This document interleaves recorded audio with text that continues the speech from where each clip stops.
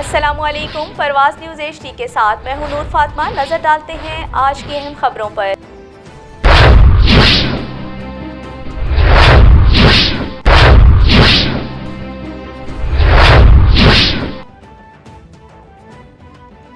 علاقہ تھل کا ایک اور سپوت وطن پر قربان ہو گیا۔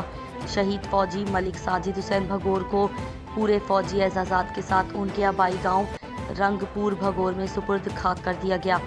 اس کی تفصیل سے ہمیں آگاہ کر رہے ہیں ہمارے ڈویژنل بیورو چیف راجہ نور الہی عاطف اپنی اس رپورٹ میں۔ علاقہ تھل کا ایک اور سپوت وطن پر قربان ہو گیا۔ پاک آرمی کے شہید فوجی ملک ساجد حسین بھگور کو پورے فوجی اعزازات کے ساتھ ان کے آبائی گاؤں رنگ پور بھگور میں سپرد خاک کیا گیا۔ ان کی نماز جنازہ میں پاک آرمی کے افسر سمیت مختلف شعبہ زندگی سے تعلق رکھنے والے افراد نے بڑی تعداد میں شرکت کی۔ اس موقع پر ہر آنکھ اشک بار تھی۔ ساجد حسین بھگور ملک فتح شیر بھگور کے صاحبزادے تھے۔ شہید 2 بچوں کے والد تھے۔ بتایا جاتا ہے کہ ساجد حسین نے 2008 میں پاک آرمی جوائن کی تھی، جبکہ ان کے دیگر بھائی پاک آرمی میں سروس کر رہے ہیں۔